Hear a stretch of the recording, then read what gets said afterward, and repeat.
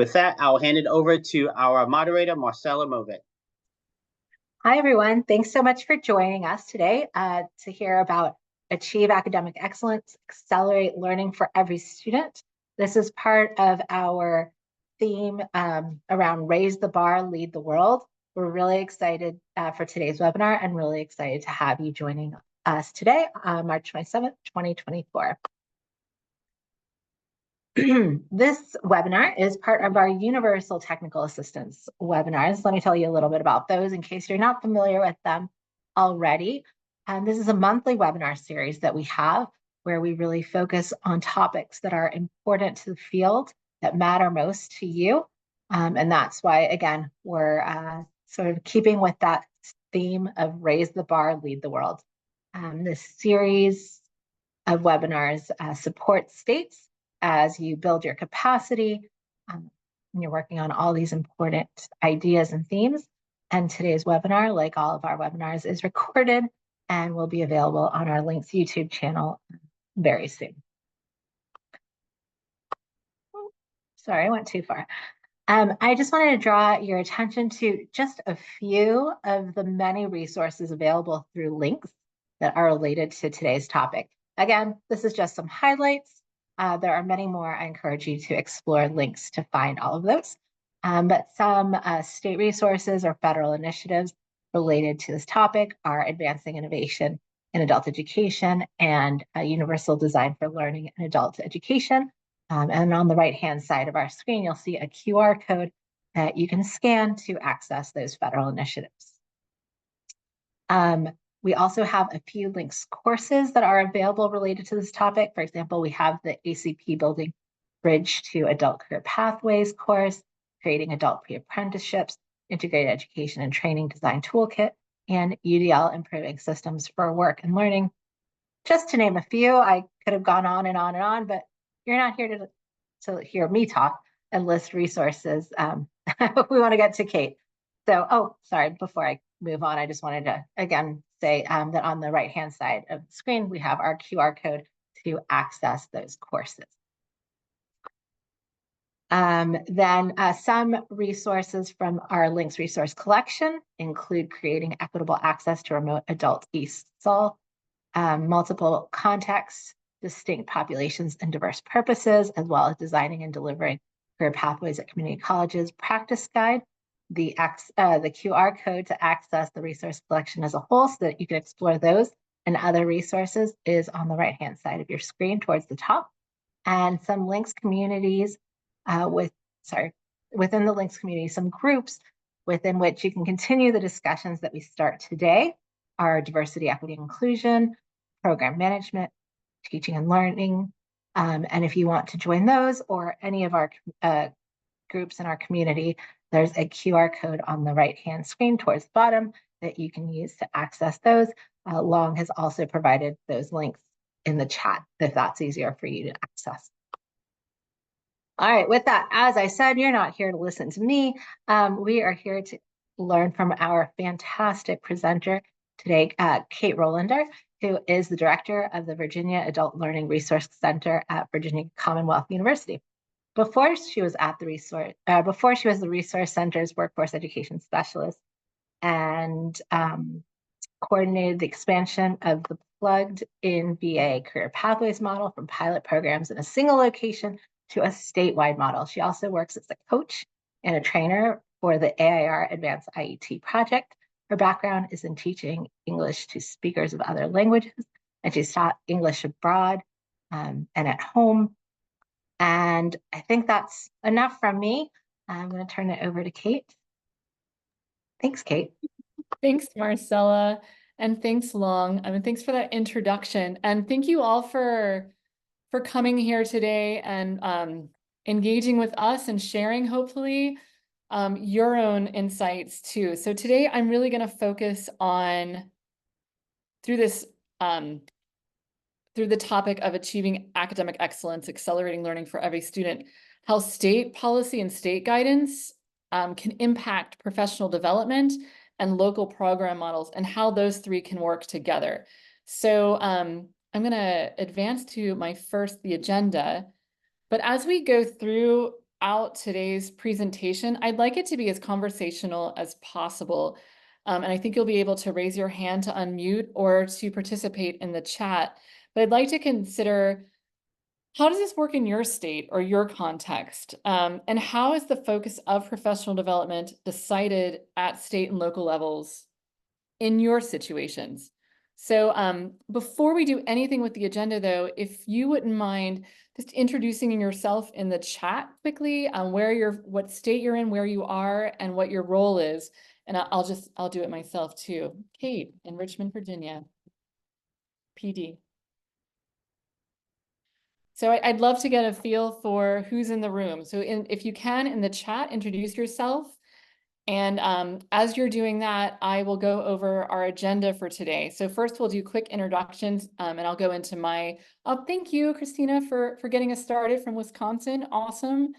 I'll go through my context, but first today, we'll discuss why focus on program design for accelerating academic excellence.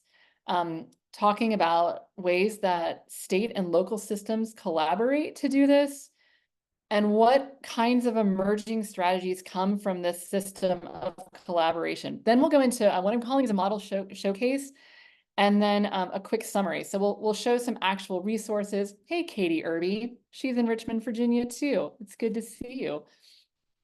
Euros from New York. Thank you so much for introducing yourselves. Marlo from Alabama. Awesome. Arlene. Awesome. Julie, Guam. Oh, thank you is it early in Guam? It's gotta be early, right? I remember in one of my advanced IET design camps, we had a group from Guam and they were so great and they'd be there the next day, basically. It was like time travel all together. So keep your introductions coming in. This is great to see where people are coming in from all over the place. Greetings, everyone. So before I dive into the topic today, and then again, I do want today to be very conversational. I'm going to give you a little bit of my context for this presentation, and we have 5 images on the screen that I'll cover as I go through this. So before I dive into the content, I want to provide a little of where I'm coming from, where my perspectives come from. The policies and practices that I share today come from these contexts, and they might differ from your states or your context, but I'm hoping that they'll be relevant. The processes and strategies will be relevant for your situations. So I'll point out these logos and pictures as we go through. So the Virginia Adult Learning Resource Center, or I'm going to refer to it as Resource Center throughout, is where I work. And this is housed in the Virginia Commonwealth University, which is my background, in their School of Education. And we're primarily funded by the Virginia Department of Education, the Office of Adult Education. And you'll see that logo in the very bottom left there. We're currently also funded, just to give you some context, by the Department of Aging and Rehabilitative Services, or DARS. And this is Title IV in our state, and this helps us work with adults with disabilities.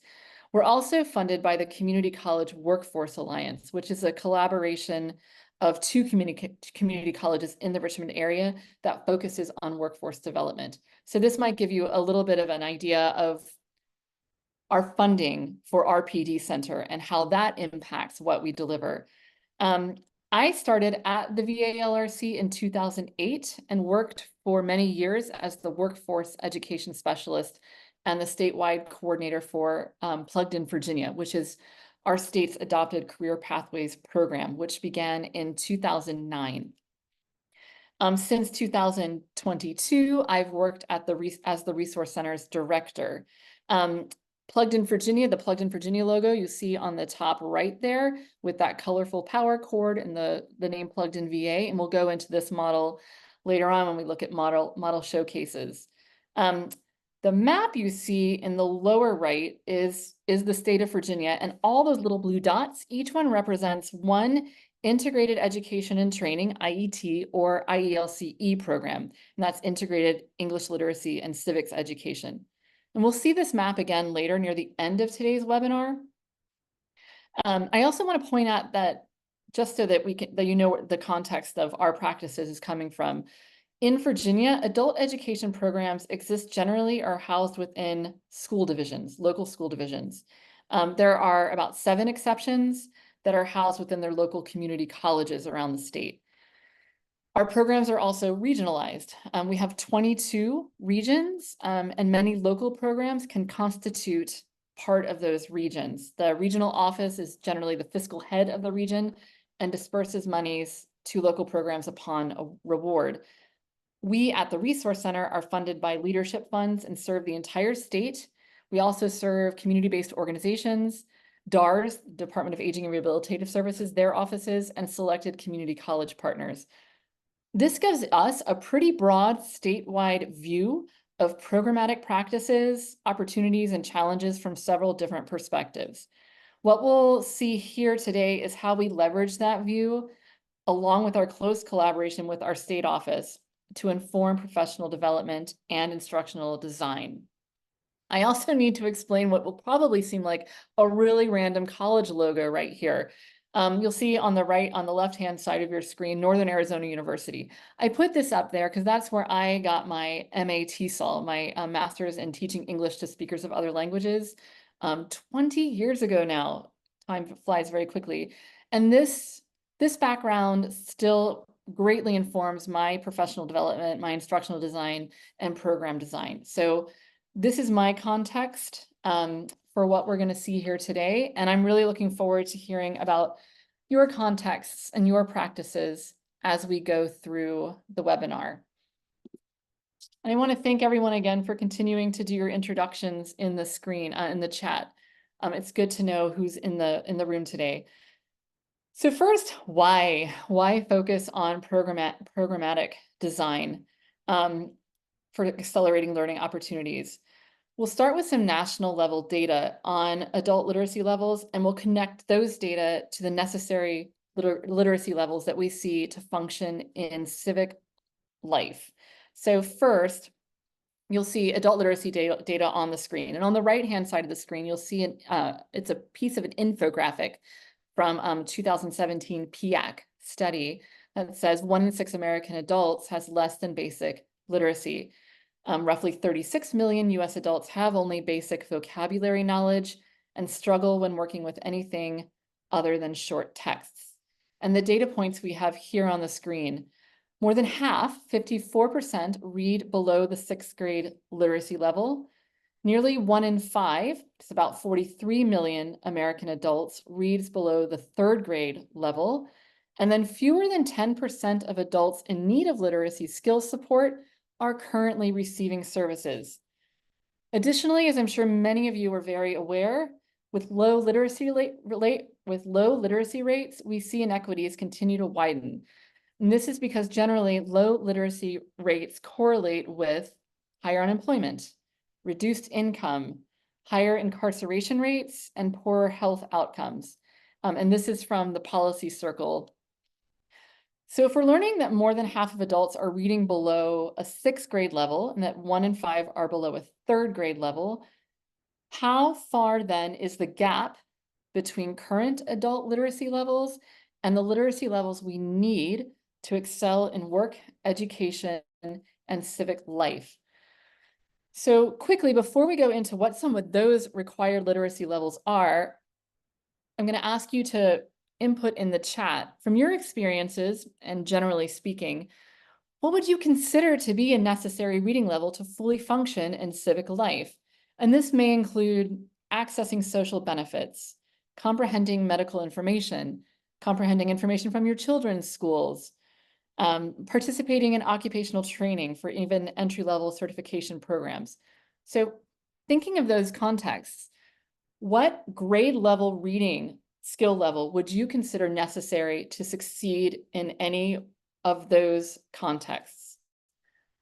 So please just put what you consider, what you think would be a good reading level in the chat. And I'll wait until we get a few responses before we go on to look at some examples of texts that we generally need to access in order to function in various ways. So again, what would you consider a necessary reading level, a grade level, to fully function in civic life? Is it the 6th grade level where we see many people, or is it a little higher?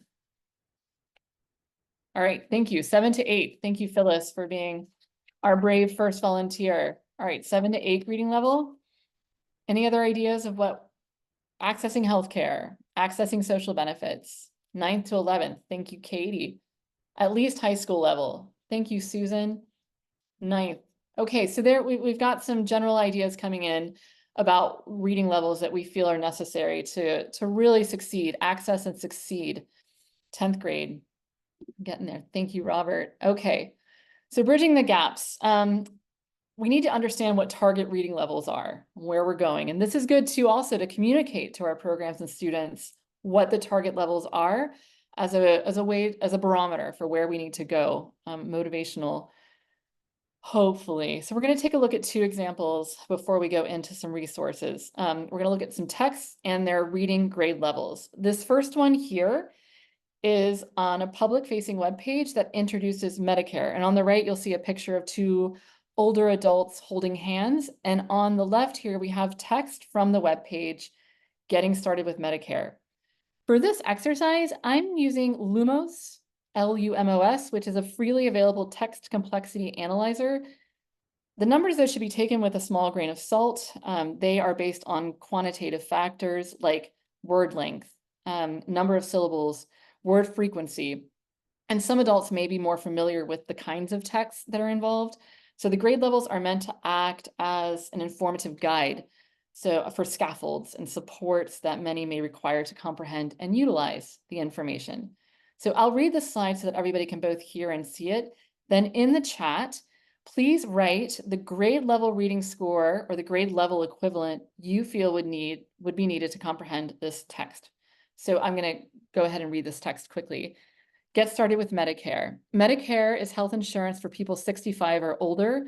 You may be eligible to get Medicare if you have a disability, end-stage renal disease, ESRD, or ALS, also called Lou Gehrig's disease. Some people get Medicare automatically, others have to actively sign up. It depends if you start getting retirement or disability benefits from Social Security before you turn 65. And then there's a link that says, what do Social Security benefits have to do with getting Medicare? So, all right, we've got 10th grade as a reading level. What reading level do you think people would? 11. Thank you, Jacqueline. I'm going to wait for one more before we're going to click and reveal what the Lumos text complexity analyzer. So we've got 10 and 11. Ta-da! Thank you, 10th, 9th, 10th. All right, so what we actually find when we look at the text analyzer is that this comes in at 13.5, which is post-secondary level.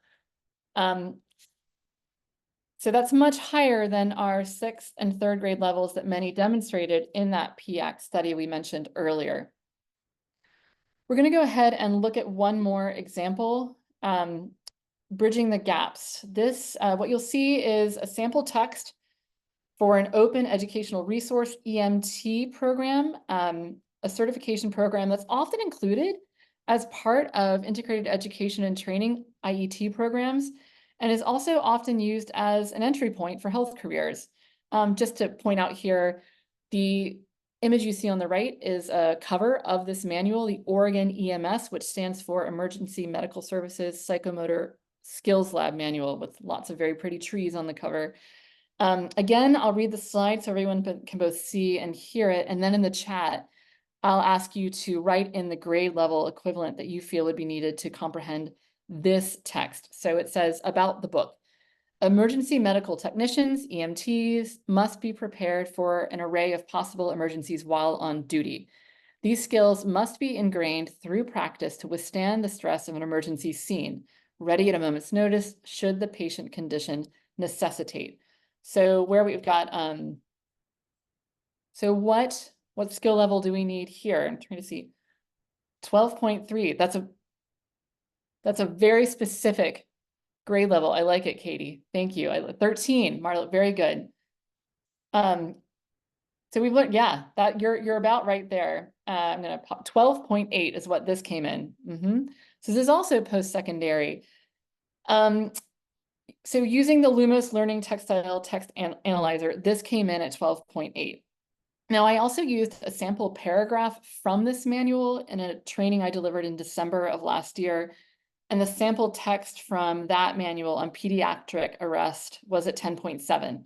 So slightly more accessible, but still well beyond the levels that we're seeing in many of our learners in our programs.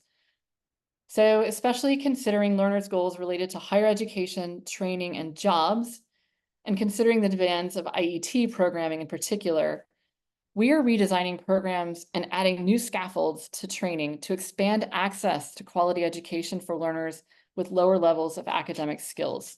And we'll be able to look at some of those specific strategies, programs, and resources later on in today's training.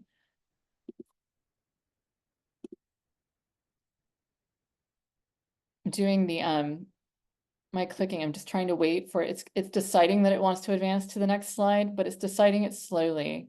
And I'm afraid I'm over clicking. There we go. Oop. Okay. I got you.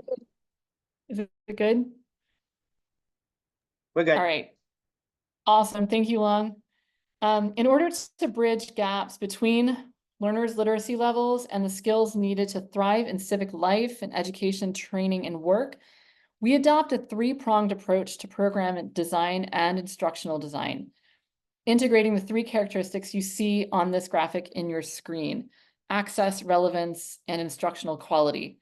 These three elements inform each other to build and continuously improve program quality. So access here refers to the ability to participate. This includes logistics, such as childcare, transportation, scheduling, as well as content-related factors like the literacy levels of texts and certifications. Accommodations for learning differences, physical access points like universal design, and learning mediums that can expand access, such as hybrid models of instruction or classes that are located inside workplaces or inside the communities where learners live. Relevance relates to learners' goals and needs.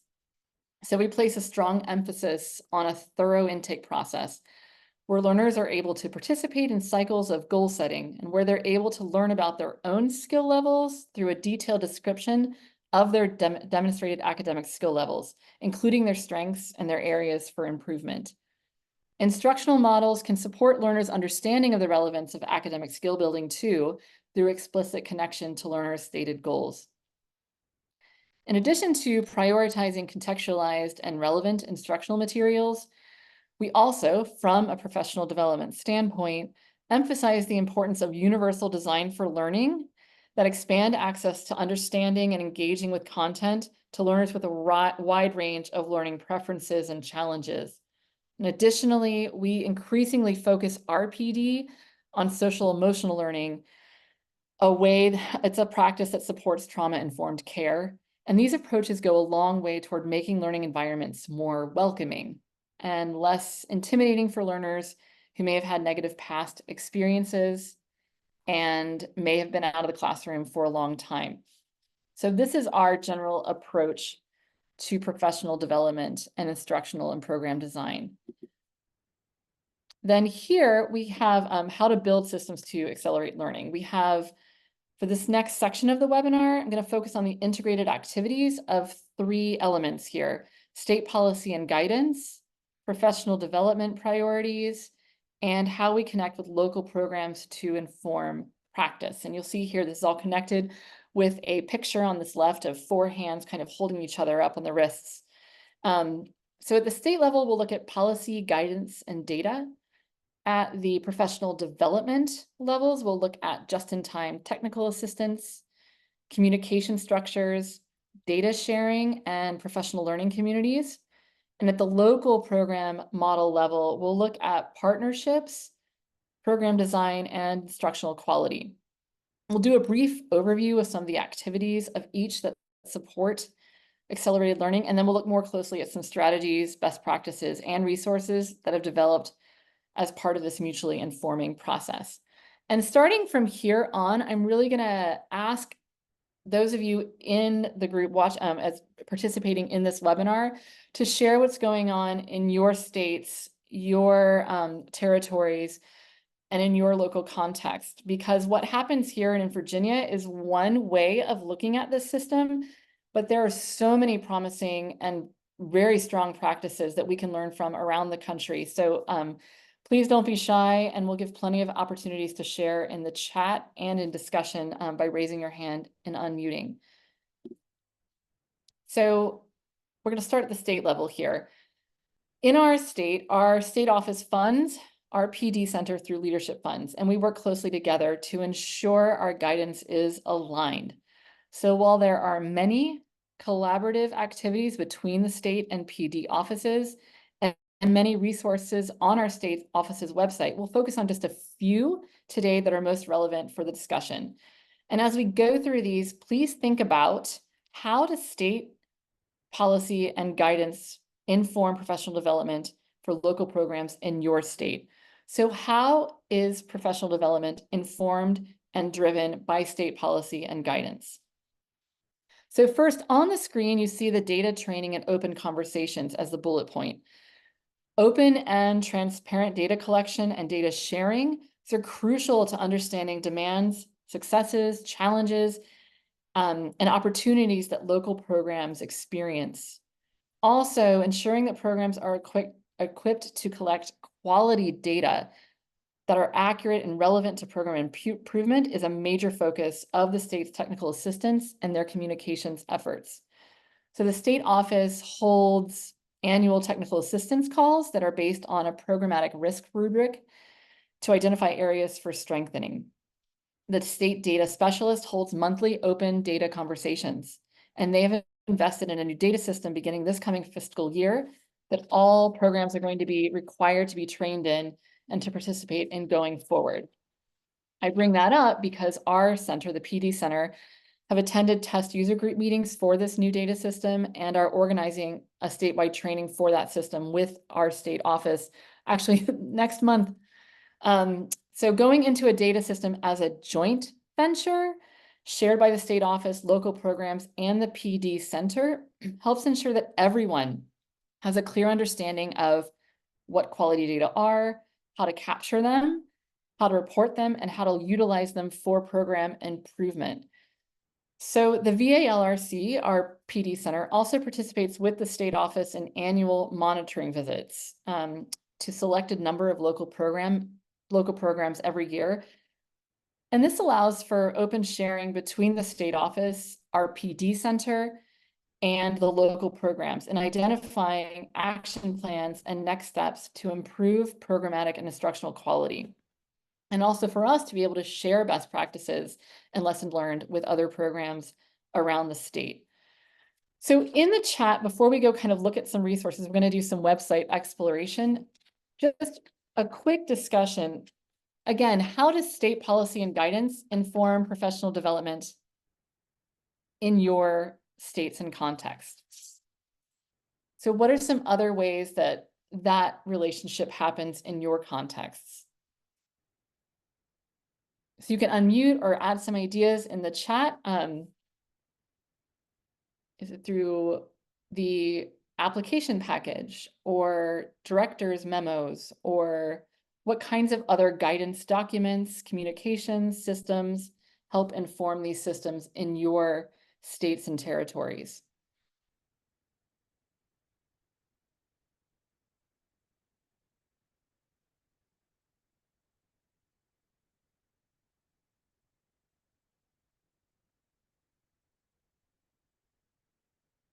And as we go through some of these resources, surveys. So what kinds of surveys? Because is it an online survey, or is there a kind of information, like an interviewing kind of protocol?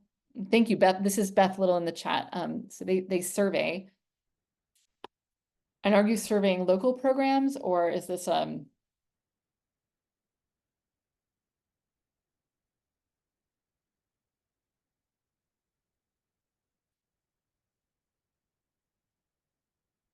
I'd also like to say I've gotten way too comfortable with Zoom wait time, so I have to make sure I don't go too long to turn it into an awkward silence situation.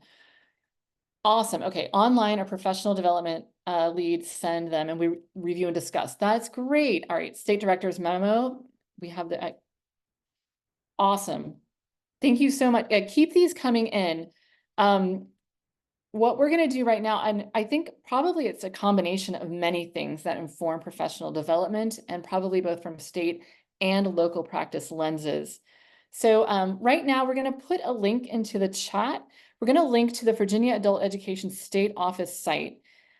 You are welcome to follow along and go into this, the link that Long just posted in the chat, or you're also welcome to just view as I share on my screen. So Long, I'm going to steal the share away, and I'm going to share my screen. Now, quickly, I need to move my chat and participant list because they're right in the middle. Okay, so here we have the adult education website for our state office. There's a lot to see in here. We're not going to go into too many things, but I want to give an overview of specific things that this year in particular really inform our work as a PD center. First, we're going to go into the grants and funding page. So on the left here, we have submenus. So I'm going to click on grants and funding. I'm not going to take us into the actual application package, which you can see here. But this is a foundational document, not only for programs applying for funds, but also for our work as a PD center. Among many other terms and conditions of the awards, there are two specifically this year that we'll talk about in more detail later in the webinar that impact how we deliver professional development and how we respond to technical assistance, especially around instructional quality and IET program design. So we're going to go into those priorities in this section. Also, in the program policy and guidance subpage right here, you'll find the program manager's responsibility manual, second bullet. That was the image on the slide we showed in the presentation. In addition to reporting and fiscal guidance, this resource contains guidance for programming for corrections, high school equivalency programming, IELCE and IET, as well as a section on being an instructional leader. This begins on part 4, page 10. This very directly informs our work. This section poses guided questions about programming decisions and provides links to key resources for leading high quality instruction. The section guides program managers to consider resources and strategies for differentiated instruction, technology integration, distance education options, essential components of reading, working with adults with disabilities, and aligning instruction to the CCRS, Career College Readiness Standards, or College and Career Readiness Standards, through standards-based instruction.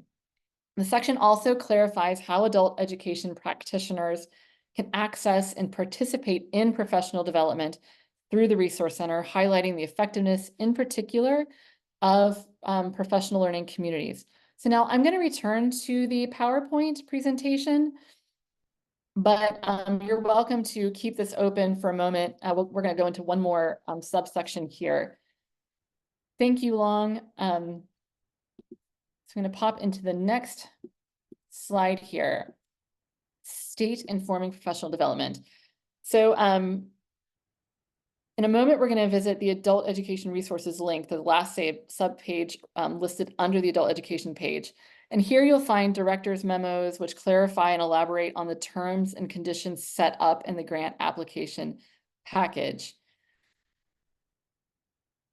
They also serve as resources for policy updates. So I'm going to, if you pop into, I'm just going to show, I'm going to talk about it rather than show again. But if you're in the site and you go into the adult education resources, there's one memo in particular, and I'm going to show the professional development that's come out of this memo, Memo 6223. This specifies a number of professional development hours required for a percentage of local program staff to engage in professional development specifically targeted towards skills in the science of reading and working with adults with disabilities. As an extension of this mandate and this focus, the state office developed a tracking tool to help programs document the PD hours related to these two priorities. And in response to this memo, the Resource Center, my center, has developed and adapted many of our offerings to align with these two priorities. So we'll look at some of those a little later on in the presentation. The State Department also, or the State Office, sorry, also developed an IET planning tool. And we have co-hosted Career Pathways Summits and annual Career Pathways meetings that support Career Pathways work across the state. We also facilitate professional learning communities on integrated integrated education and training, and have developed an IET blueprint, which we're going to look at later on today too. The VLRC and the state work closely together too to co-develop an annual scope of work that meets the state priorities and the identified needs of the local program. So you'll see this pyramid on the slide. The annual scope of work for the PD is in the center of a cohesive system that includes the grant application process that informs PD, the director's memos and policy updates that inform PD on an ongoing and consistent basis, and then data sharing and information on local programming. So the PD coming from both state guidance and what we find as needs and interests from local programs. So we'll transition to the PD portion of this now and look at some examples of how we've worked together to curate and develop resources and professional development for instructional quality. So I want to take a moment and look at the chat. So Vermont, state offers PD listserv, awesome, that announces all types of training from state-sponsored, K-12 sponsored, and even trainings that might be indirectly related that come from irs.gov and census for activities that may be helpful for instruction. Yeah, thank you so much for sharing that, Linda. We attempt to do something very similar and send out a monthly PD opportunity email to our statewide listservs that includes offerings from other providers as well, from Links, ProLiteracy, COABE. Thank you so much for sharing. Any other ideas or strategies you've used in in your states to really drive local programming towards specific PD, professional development, or to focus professional development efforts?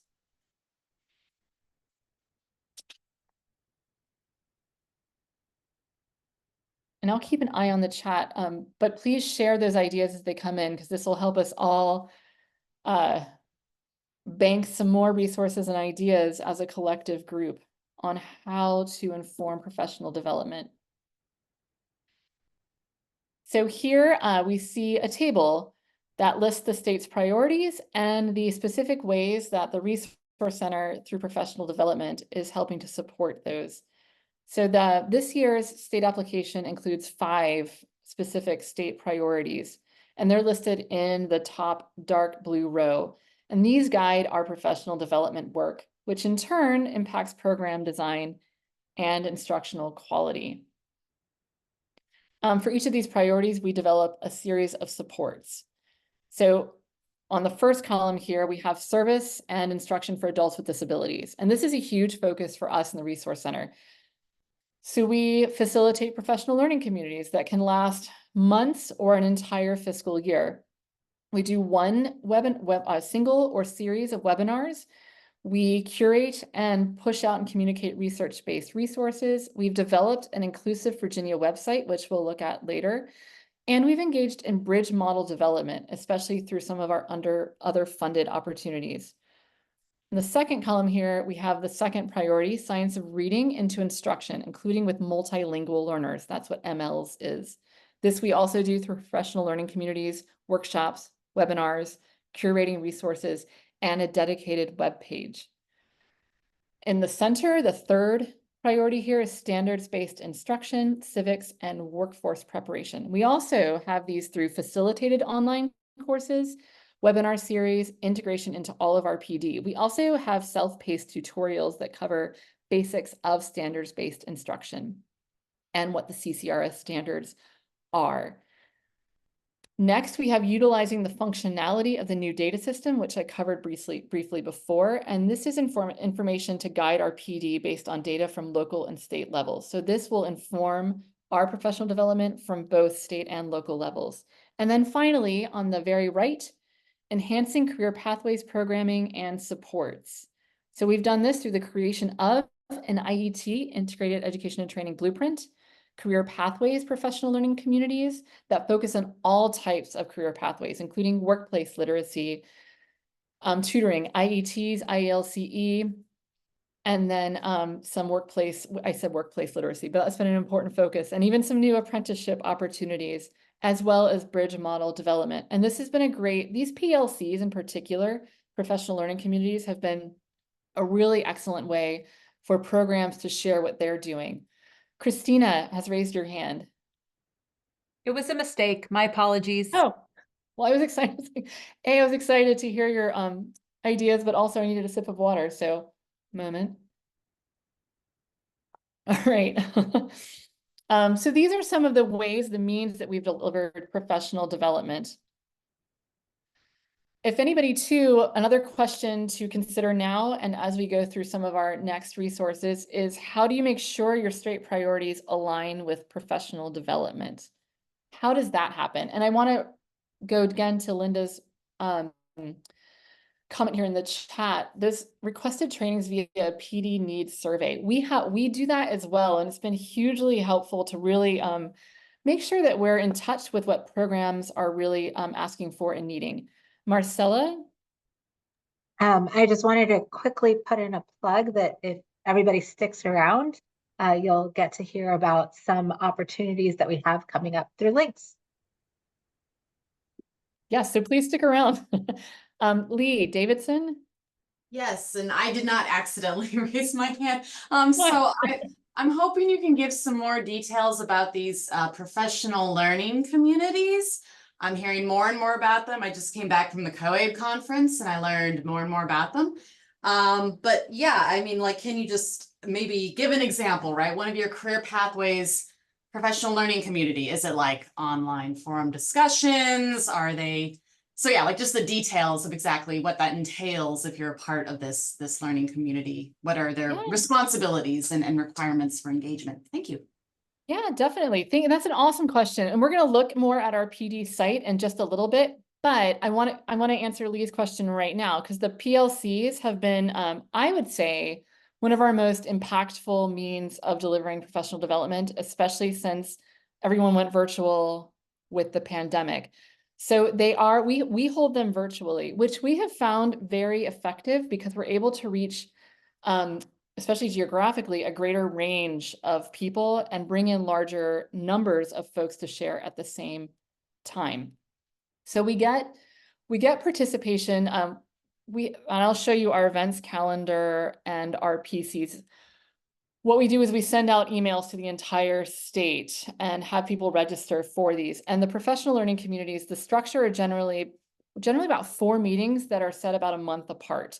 We set them virtually through Zoom, about 90 minutes, and they are given generally some pre-work, which might just be an initial reading and reflection based on the topic, if it's career pathways or working with individuals with disabilities, or we have new ones on digital resilience.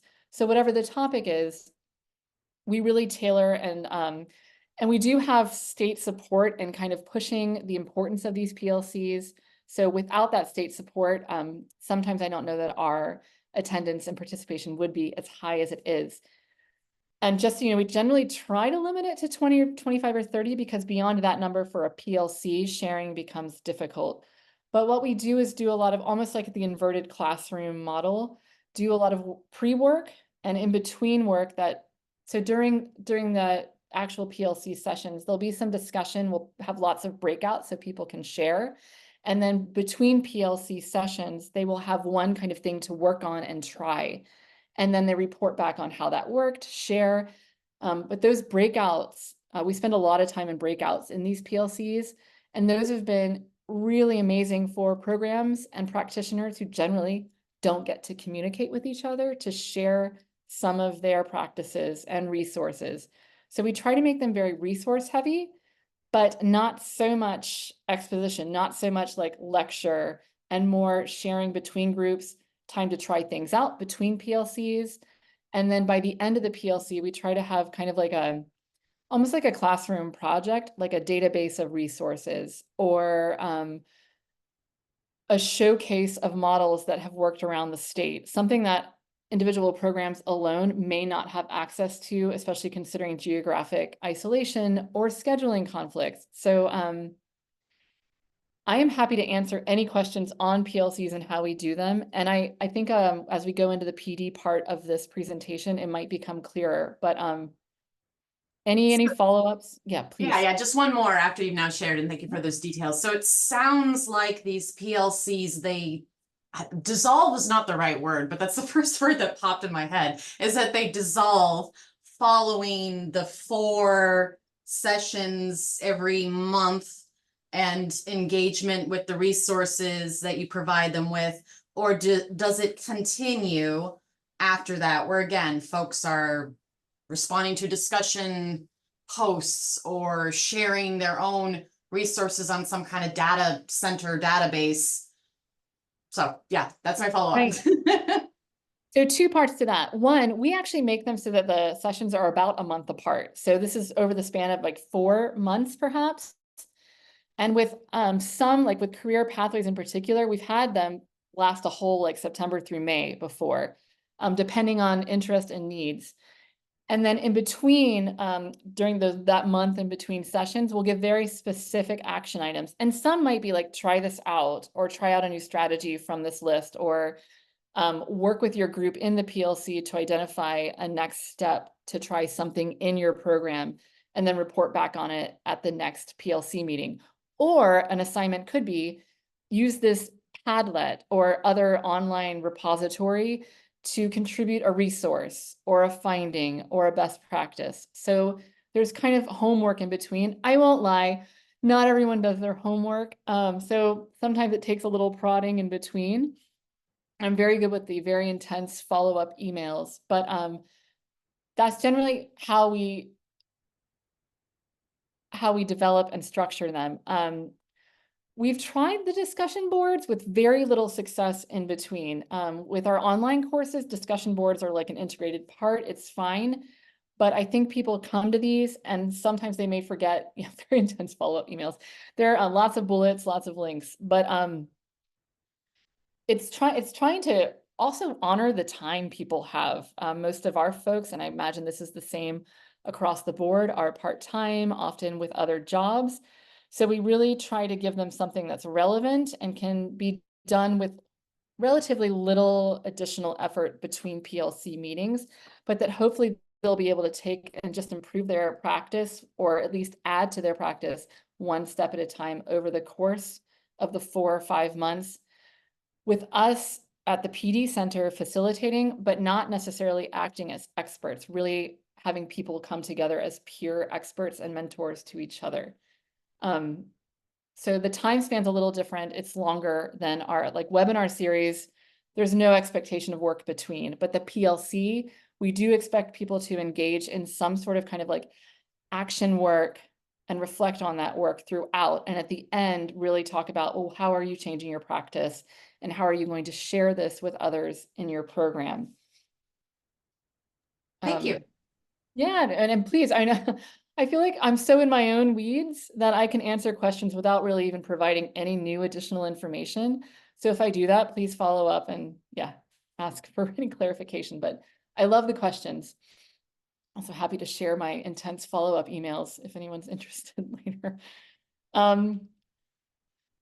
So going on, so generally our professional development offerings are based on our annual scope of work with our funders, as well as emerging priorities during the fiscal year.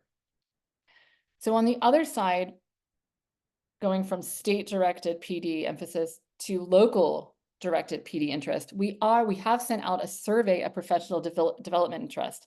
We're working with local programs in alignment with state office priorities to develop next year's PD plans. We're also including questions on the types of content, the formats, the intensity. Should it be a one-time thing, a multi-week online course, a semester-long professional learning community, or self-paced tutorials? You can see here the results kind of in real time of the what is your role in the organization survey question. That's what this image is. So right here, it says we have 33 responses. As of this morning, we had over 80, which makes me very happy. So we're getting lots of feedback into what people are interested in learning, but also what their capacity is. Those intensive PLCs are great. And honestly, we have a lot of strong retention among them. So while they're more intensive, people do seem to stick to it and stick around. So we're doing this at the same time where programs are developing their grant applications for the coming year. So hopefully this co-planning will help align all of our efforts a little more. In the content-related sections of the survey right now, the reading and the disabilities professional development are coming in near the top. And that's largely in response to the state office's memo that we talked about. And this has been a really, I think, interesting and new example of how state and PD focuses can really target programmatic design and programmatic's emphasis, like the program's emphasis on what kind of professional development to invest in and what people are going to sign up for.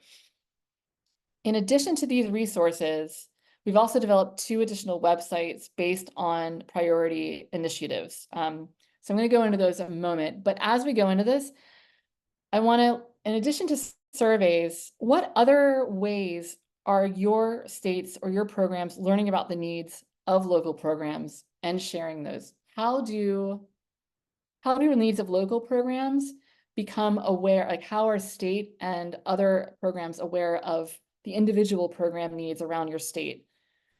So if you have any strategies you've been using or anything you want to experiment with, any ideas you've heard, please share those in the chat or please raise your hand. How does this kind of sharing? So sharing from the state office to state programs, I think most of us probably have those systems in place through communications and letters and through grant application practices. But how does it happen the other way around? How are best practices or promising practices or challenges from local programs becoming something that others in the state are aware of and can support or learn from? So what are some ways that's happening in your state?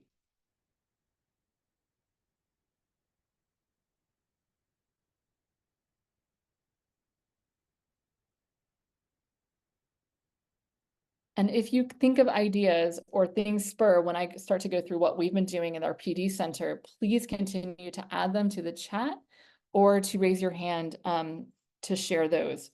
So in addition to these resources, we've also developed 2 additional websites focused on priority initiatives.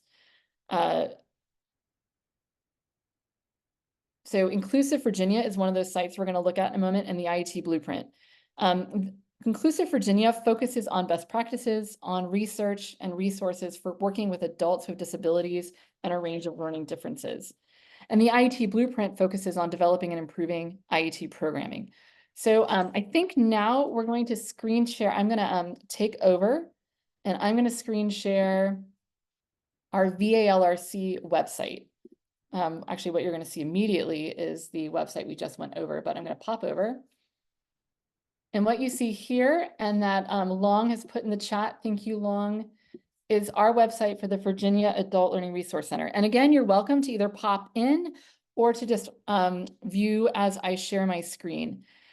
So we're going to take a look at the PD and the resources on the VALRC website for a moment. So I have notes for myself, which I need to follow. Otherwise, I'll just go all over the place. We're going to do a quick kind of gallery walk. I'm going to pop into our PD opportunities site. And that shows the different kinds of professional development that we offer, including facilitated online courses, virtual professional learning communities, webinar series, self-paced tutorials, and online open discussions. And you're welcome to pop into any of these and show and ask questions. I also want to show our provider directory. Oh, hold on, Beth, thank you.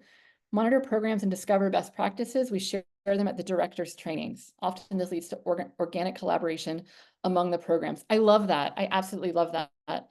Prioritizing that kind of space and sharing is huge. And I know we wish we had more opportunities to do that kind of sharing and collaboration. Thank you, Beth. One way that we're able to kind of create networks to share is by making sure that people know who's there. That awareness is the first part. So right here, I'm looking at our provider directory, and every little marker you see here is a local program, and we have our legend there, red being adult educational regional program, and I went over that kind of structure where we have a regional structure. Blue being a local adult education program, and green being a community-based literacy program. Additionally, as you can see here, we have several ways to search, including all service types. And I'm bringing this up because, for example, if somebody's looking for Spanish GED preparation, well, now they can see that they're not alone in trying to figure out how to do this. There are 17 programs that are currently either planning this or working out submit. I forget, you have to push submit. So here we go. And now these are our programs working on or working in collaboration with organizations who offer Spanish GED preparation. That's just an example. Another thing I want to show as a way of communicating local programs or our events too is our event calendar. And here we have everything that we offer, as well as other offerings, including, you can see links. We put links on here a lot. Literacy Minnesota, Pro Literacy. So lots of opportunities that we try to put in one place, and having a single repository of events has been really helpful for us to help focus our professional development across the state aligned with priorities from the state and from local programs, from surveys or from these discussions. And then finally, I want to show our publications. So these are other ways that we share promising practices. We have a quarterly newsletter called Progress. Our next one is coming out on serving adults with disabilities. Our last one was on civics. And these, we solicit articles from around the field, from practitioners in other states. And this is a great way to share what's going on. Also, Spotlight here in the second is our adult learner publication.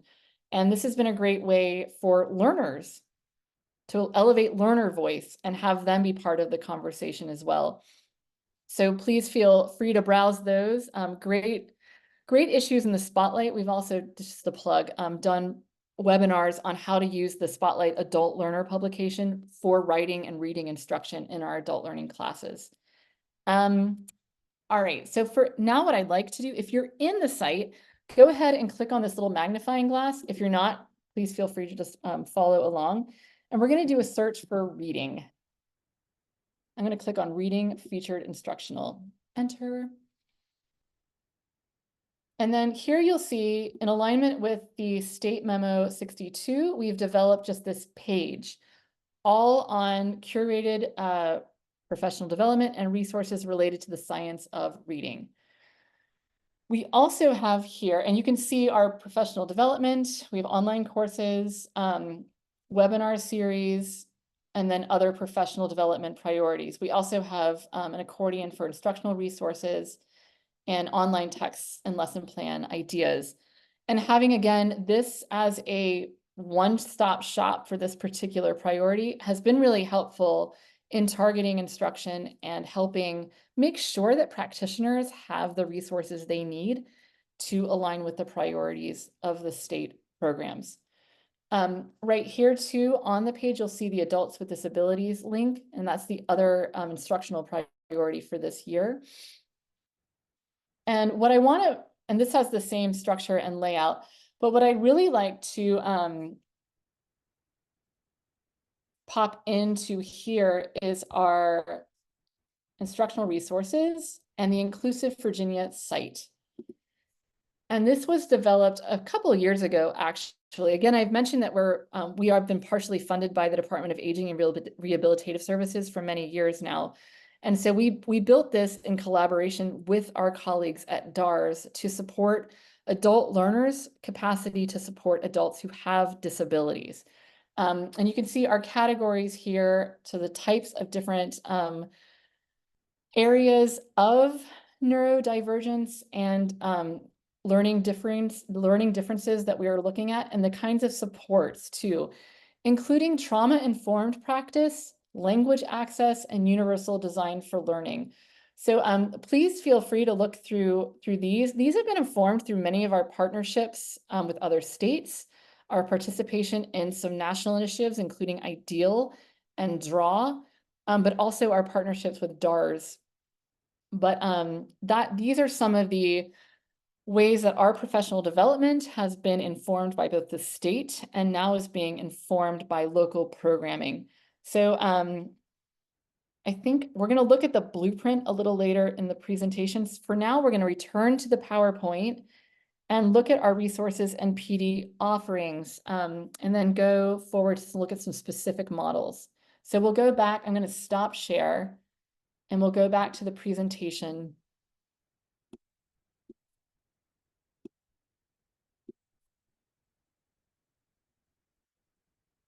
All right.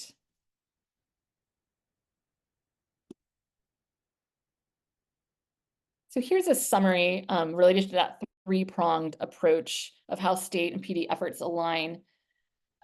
So under access, we have pipeline and bridge programs, and this is kind of a preview of the next and final section.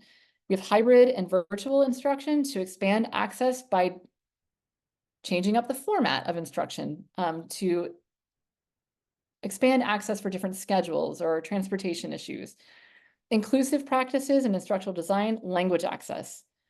Under relevance, we have an emphasis on contextualizing instruction, on including social and emotional learning models as part of our instruction to make sure we're bringing in learner perspective, and really emphasizing integrated education and training models, and providing lots of space to share what's working between programs. And then the final part here, instructional quality. We always focus and include standards aligned instruction and monitoring tools, including observation tools, to make sure that our instruction is aligned to the CCRS and ELPS standards. Focusing on science of reading and universal design for learning, including trauma-informed practice in all of our offerings, including social and emotional learning as a strategy for trauma-informed practice. And then dedicating a lot of our professional learning to quality teaching online as that becomes more and more prolific across our programs. We also, so the way the PD Center, the way we disseminate promising practices and policy updates are through our webinars. We have a very, as you see, very robust website. So a lot of the communication happens through that. Through professional learning communities and workshops, online courses, and then communications through listservs and social media presence. So I welcome any other ideas and any other strategies that you all have from your states for making sure others know about promising practices. I like the sharing at directors trainings. I like surveying fields.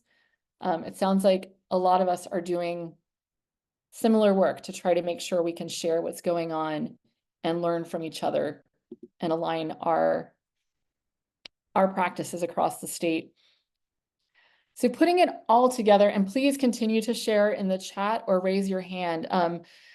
So how do state guidance, professional development priorities, and local models work together to enhance access, relevance, and instructional quality, all toward the goal of accelerating achievement in local adult education programs?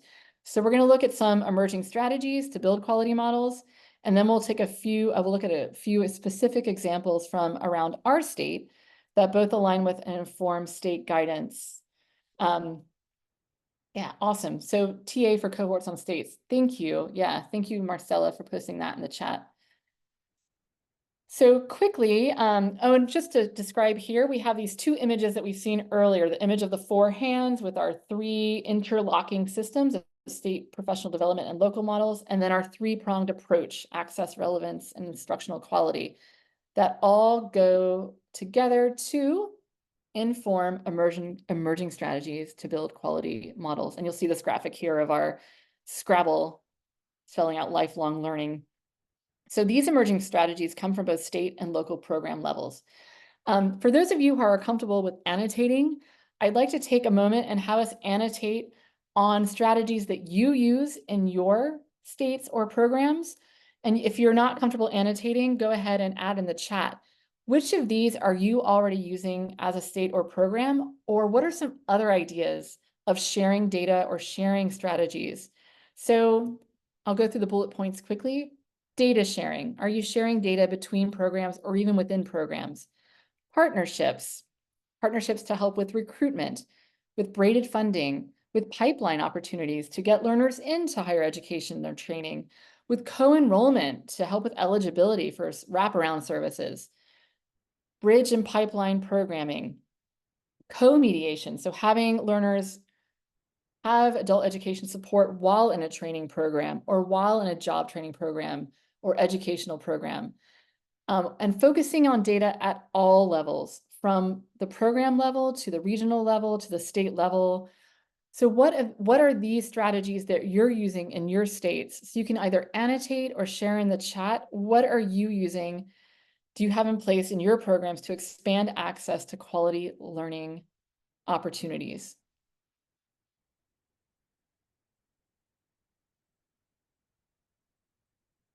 And some of these I went over too. We have our professional development sites, our communications, but what other strategies are you using, and which of these?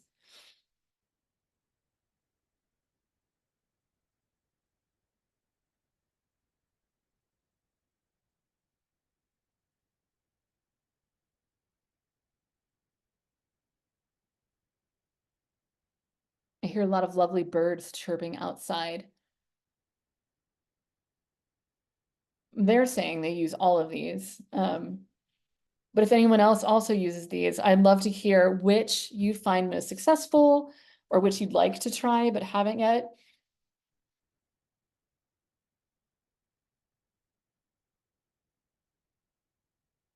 Going. All right, I'll just say that everyone's really thinking about it. It's going to be Hey, good. this is Beth. Do you mind going into a little detail on the data sharing among programs? Yeah, On very how happy. you do that? So there's a couple of ways that we can do this.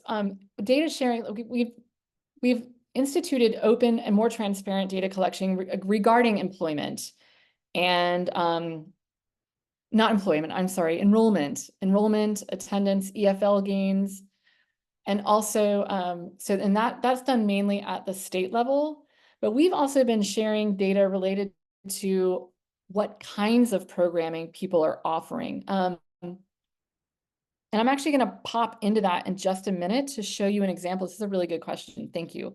Of helping to share data about details of people's programmatic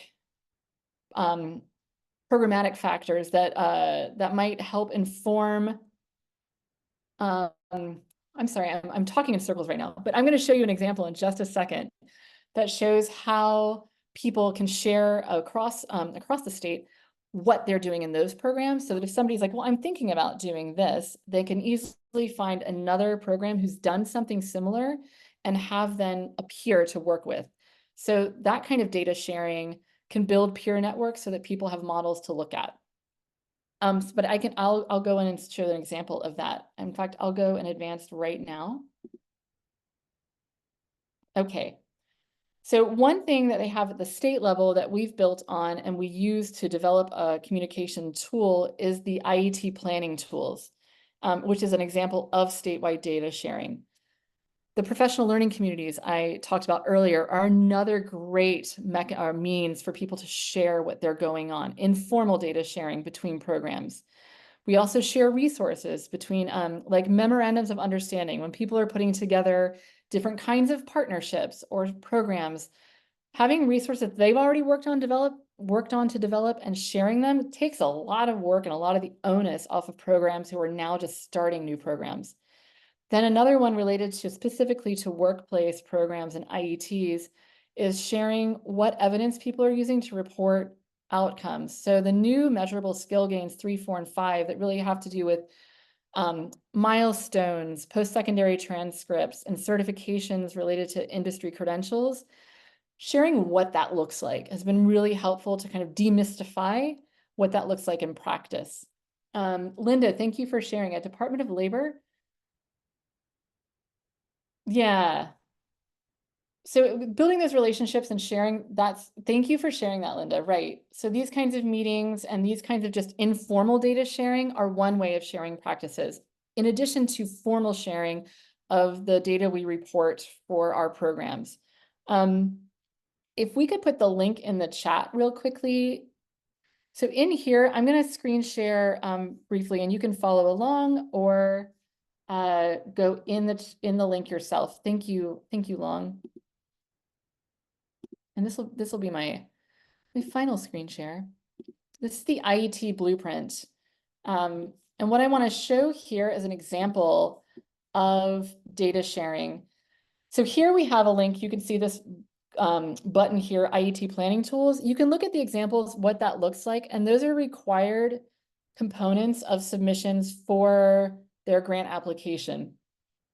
What I want to look at right here is data that we collect from the IET planning tools to create an interactive map, planned IETs and IELCEs by locality. And this is just an example. I'd also like to iterate that these are all planned. Enrollment, as you know, lots of things happen. Some of these happen, some of them don't quite happen, but these are planned IETs. So if you hover over any of these, they'll show what's happening. And this is where I live, Richmond City. So you can see the program name, the industries, the credentials, stackable credentials if there are any, training partners, employer partners, and funding sources. This kind of data is helpful for those looking for others who are engaging in the same kind of IET. If they're thinking of expanding, well, what have others done? Who can I contact?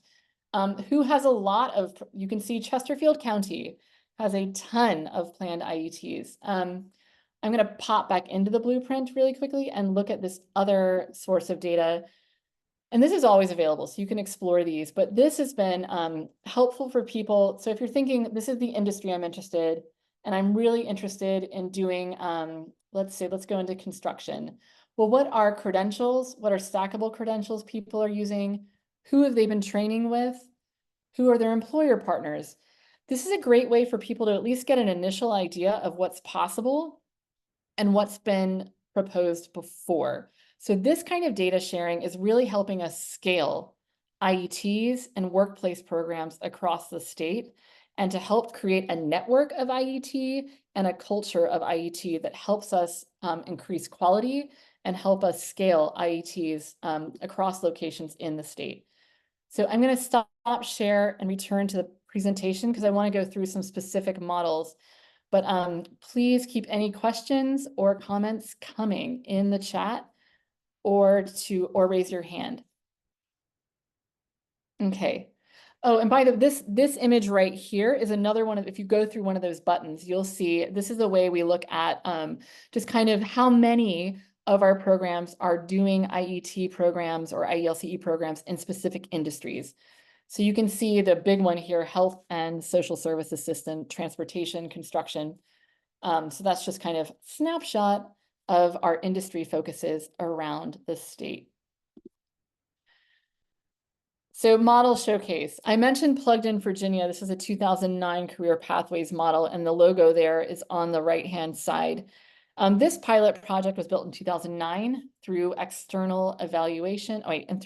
We were able to expand it through external evaluations, through publicizing the model, developing standardized guidance through an implementation guide, scaling up through professional development and funding, that's in our governor's line item, governor's budget, and supported through a new culture of career pathways through data sharing, PLCs, and state guidance.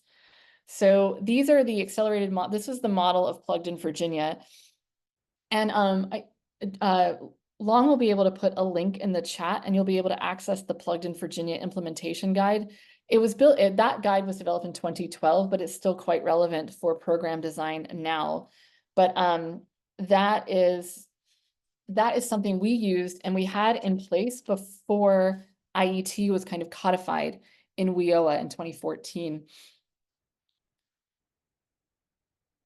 So that has been a model that's really helped us expand our IET and career pathways offerings around the state.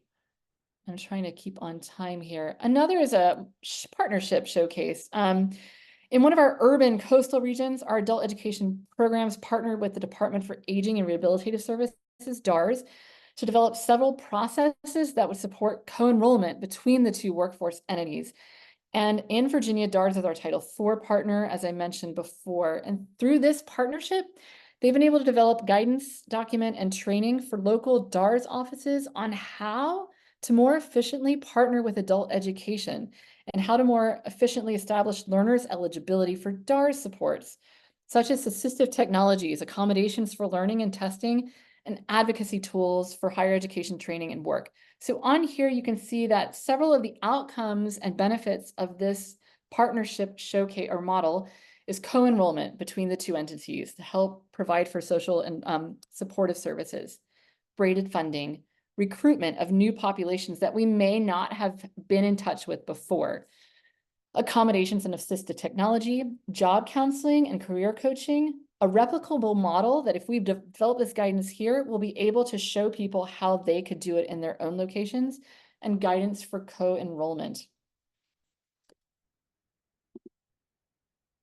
Another community college partner showcase involves a coastal rural area of Virginia. Through a close working partnership with their community college, an adult education program was able to develop a health careers pipeline with a health fundamental course to bridge adult learners successfully into credit-bearing courses at the college. And retention rates for those learners who went through this health fundamentals course were well above those who had not gone through it. This also included career coach supports, could help learners navigate course selection, wraparound supports, and continued goal setting to stay on track. So here you see the rural adult education and their community partner benefits, that health fundamentals as a bridge, a pipeline into training, co-enrollment between the college and adult education, and shared outcomes. So they're both able to include these as outcomes for their respective funders and reporting. And also this serves as a replicable model because we've shared the model, we've shared what's happened in it and shared the process with others around the state.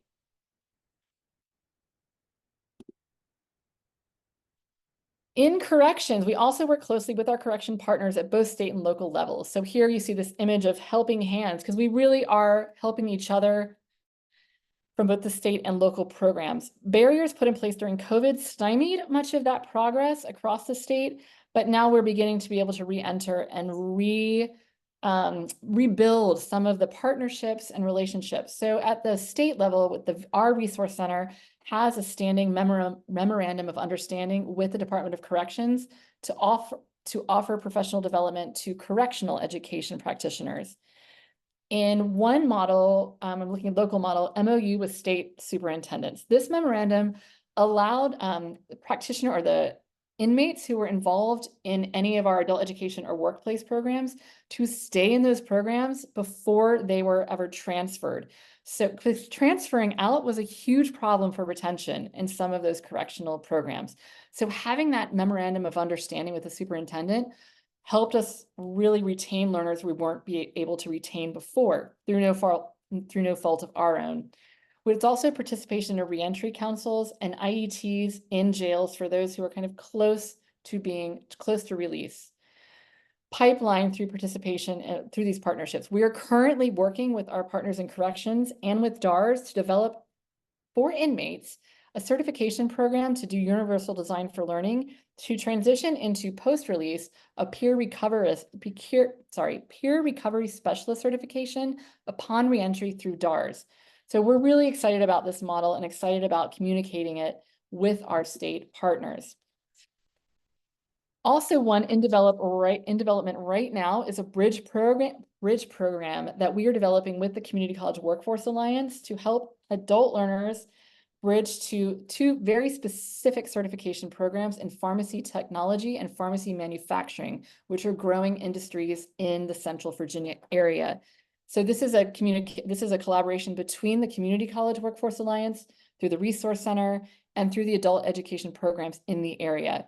And we're combining scientific principles as a baseline, leading directly into manufacturing and pharmaceutical content with workforce preparation, career counseling, and academic skill building. And with that, I'm going to summarize quickly so Marcella has time to give her updates before the end. So really, PD, state, and local programming are mutually informing systems. We provide an intentional space for sharing between programs and between the systems, emphasizing data quality and transparency, really leveraging partnerships at both state and local levels, and having professional development act as a conduit between local practice and state guidance, and as a means to scale models to accelerate learning. I'll say this is that image we've seen on several other of our slides with those 4 hands and our 3 interlocking systems. So that was a lot, but I welcome any questions. Please reach out, come visit me on the site, or email me, and I would love to talk about what you're doing in your states or what we're doing in ours and learn from each other. So that is all from me. Thank you. Thanks so much, Kate. And you're getting lots of kudos in the chat. We do have one question that hopefully we can come back to in just a minute about how you got started, because I think I know I was super impressed with that, with the Blueprint IET, all the different links that you shared there. And I know other states would be interested in knowing how they can get started with that. I wanted to share with the whole group before, I know everybody on the half hour is going to need to jump off. So I wanted to share with you about next month's webinar, also continuing with our Raise the Bar, Lead the World theme. We'll be having a wonderful session by our very own Carla Cossey on boldly improve learning conditions, eliminate the educator shortage by supporting effective new teaching induction and ongoing professional learning. A very long title for a fantastic session. That will be on April 24th, the same time as today's session, from 3 to 4:30 Eastern, 12 to 1:30 p.m. Pacific, and Long has shared the link to register for that in the chat. If you have questions about that topic related to teacher induction, eliminating the teacher shortage, please feel free to post those in the chat. We'll pass those along to Carla and ask her to address those. We're really excited to announce that we're planning a multi-state cohort around ANI, the Adult Numeracy Instruction Project 2.0. If you'd like to join us for that, or even if you're interested in participating in a webinar to learn more, I encourage you to scan the QR code that you see on the right-hand side of your screen. We'll have an informational webinar soon, and we will follow up and reach out to you as state staff. If you have any questions about that, you can always email us at training@links.ed.gov. At the bottom of the screen, you just see the logo for that project. We also have a multi-state cohort coming up for SIA 2.0, Standards in Action 2.0. So we're really excited about that one as well. On this screen, you'll also see a QR code that you can scan and let us know that you're interested in by filling out the form that you'll find there. After you tell us that you're interested, we'll invite you to an informational webinar that will share more information on what we have in mind, and we'll follow up and reach out to state staff, since state staff is the one who needs to apply for it. With any questions, again, training@links.ed.gov.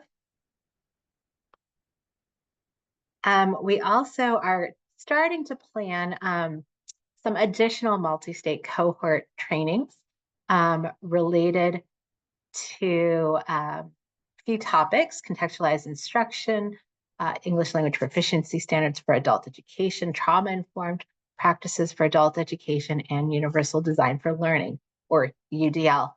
And we are trying to see if there's interest. It's a great opportunity to come together with other states that are interested in the same topic, learning from one another. Long, can we pull up the poll so we can have people let us know if they're interested in any of those? Thanks. And that's awesome, Lee, that you did a presentation on SIA. We're really excited that the project training has now moved to links so that we're able to offer that as well. So as you're completing the poll, I think that's our last slide. Yes, the last slide is just thank you. So Kate, in our last remaining minute, I wanted to call your attention to the question that we had from Linda that a couple people echoed. What first steps did you take to develop the resources on Blueprint IET or IET Blueprint? Did you outsource the work, use another department in the state of Virginia to help with these websites? What would be the first step? So with the websites, we actually contract with a web developer to do this. With the IET Blueprint and that data, I actually do it. I work with somebody in the state staff. So she organizes all the information from the IET planning tools that I shared into, and we work on a shared spreadsheet. And then I use a software called Tableau to do that. It's actually pretty easy to use, not always inexpensive, but so that's an internal thing. And we were able to do that because we saw a need. People kept asking questions from local programs about how to do things and who else was doing it. So luckily I had some extra time then, and I thought, well, we should figure something out. So we made the IET Blueprint, and that map has been, I think, really helpful. People ask for it a lot. So sometimes having a little extra time on your hands is a great thing, because we're like, that's an idea, and we can actually do something about it. But it's using the state data, and I don't know. Yeah. Oh, great. So all we need is more time. More time. Somebody is planning a way to invent how to add a few extra hours to our days so that we can do all those things. Yeah. All right. Well, we're at time. So I just want to say thank you so much, Kate, for all this wonderful information and sharing about what you're doing in Virginia. It was also wonderful to hear from all of our participants about what you're doing in your individual states and how things are connected in your own context, because that's how we learn, right? We get ideas from others, and we can try them out on our own. I hope that you'll be able to join us for our next session. I hope you will let us know about your interest in any of our upcoming targeted TA opportunities for our multi-state cohorts. And we hope that you'll join us next month for our fantastic webinar then. Have a wonderful rest of your day. Thanks, everyone.